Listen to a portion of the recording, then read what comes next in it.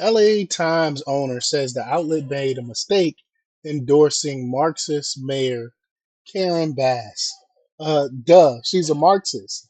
And we got the receipts. I'm going to play a video um, where this gentleman talks about the history of Karen Bass and how she been to Cuba multiple times and multiple occasions. She used to go like every 6 months and meet and met with and watched and heard speeches of and talked to Fidel Castro.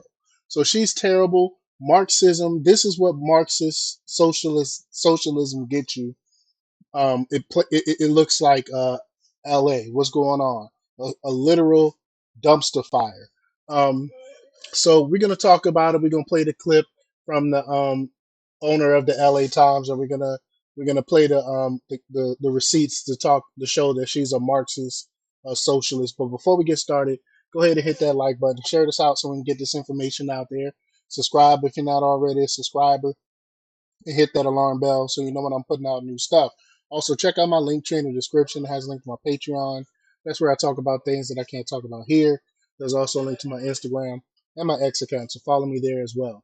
All right, so let's get into this news. Now, this comes from the Liberty Daily by way of DCNF, and they report that Los Angeles Times owner Dr. Patrick um, Soon-Shiong admitted Monday that his outlet erred by endorsing Democratic Los Angeles Mayor Karen Bass during the 2022 election.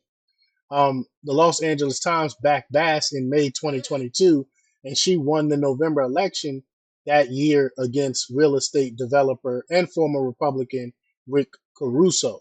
Soon-Shiong, who purchased the LA Times in 2018, suggested on the morning meeting that Bass is incompetent, echoing a viral post, a viral post, X post he made Thursday, in which he argued that the California wildfires may have highlighted the importance of choosing leaders based on competence rather than political affiliation.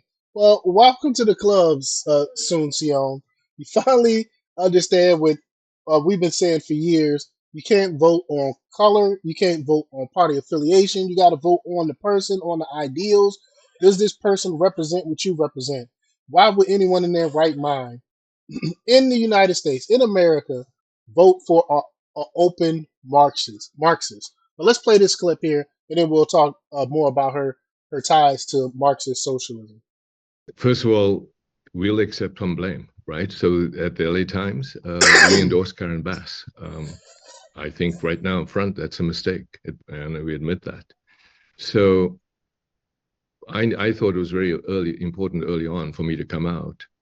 And I think we were one of the few to say competence matters. We got like maybe 20, 23 million views to show how that was really dear to the heart of most people, whether you're right or left. And it's an interesting thing is that maybe we should think about how we elect people on the basis of, did they actually run a job? Did they actually make a payroll? Do they understand what it is? And rather than having professional politicians, who things we'll talk about even in healthcare, that you really need people to understand how it affects a man in the street, how it affects the working type of person. And everyday man. I think President Trump in this election has understood that, and he's become truly the Republican Party, as you said, has become the Democratic Party in terms of addressing the problems of the man in the street. So competence absolutely matters. Absolutely. And I'm glad that that's been taken up as almost a meme now, that competence matters. And it shouldn't be a meme. Competence should matter. Like, I can't believe we have to say this.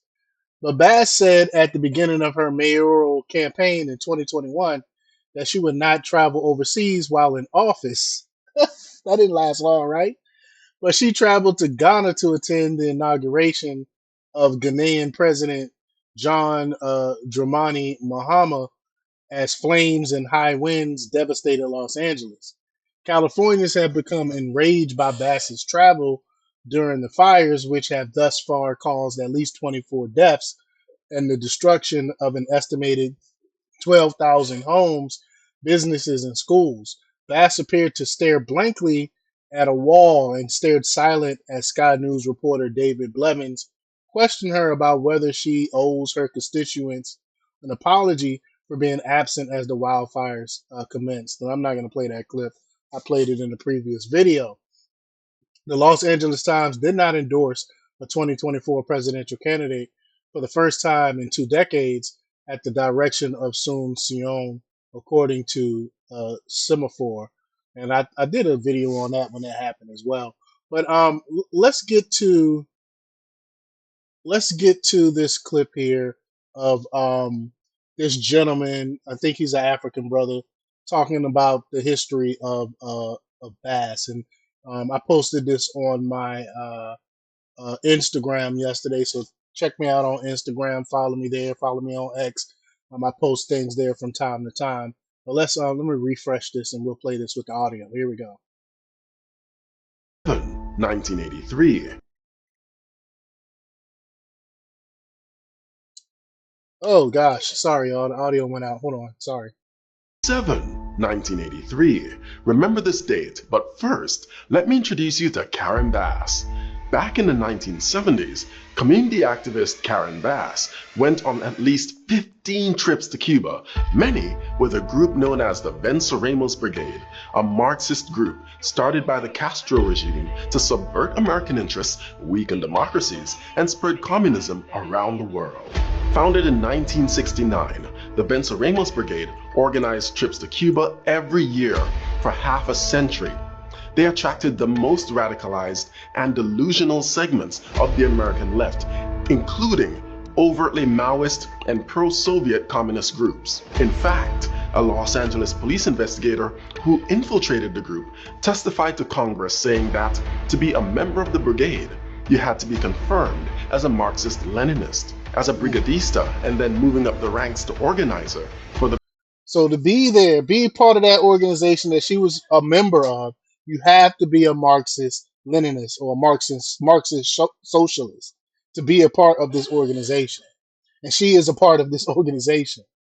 Venceremos Brigade, Karen Bass visited Cuba every 6 months. Their mission? To radicalize young, impressionable American leftists in terrorist tactics and guerrilla warfare. Members of the Venceremos Brigade were even taught how to make bombs. Jesus Christ! Karen Bass admits, on her many pilgrimages to Cuba, she went to see Fidel Castro speak several times, even calling him charismatic, and upon his death, praised him, saying, "The passing of Commandant en Jefe is a great loss to the people of Cuba, even though the people of Cuba see him as a dictator who impoverished their island." Another group, the M19, took its belief in revolutionary anti-imperialism to extremes, violent extremes. The M19 was the first and only women-created and women-led domestic terrorist group. Since their founding in 1978, M19's tactics escalated from robbing armored trucks and abetting prison breaks to building their own explosives and carrying out terrorist bombings. From 1983 to 1984, M19 bombed an FBI office, the Israel Aircraft Industries building, the South African consulate in New York, DC's Fort McNair, and Navy Yard, which they bombed twice. But that wasn't enough for them. On the night of November 7, 1983, the M19 called the US Capitol switchboard and warned them to evacuate the building. Minutes later, the M19 bombed the north wing of the US Capitol. November 7, 2023 marks 40 years since the M19's bombing of the US Capitol. Members of the M19, like Susan Rosenberg, traveled to Cuba with and were radicalized by the Venceremos Brigade. There you go. The South Los Angeles Venceremos Brigade was led by Karen Bass, who is now mayor of Los Angeles. There you have it. November 7th. Socialist Marxist that runs running Los Angeles. You think she's gonna fix that community? You think she's gonna help rebuild that community? LA is turning into Cuba. That's what's happening. Los Angeles is gonna turn into Cuba unless they do something and get rid of these incompetent people of the Bass administration and of the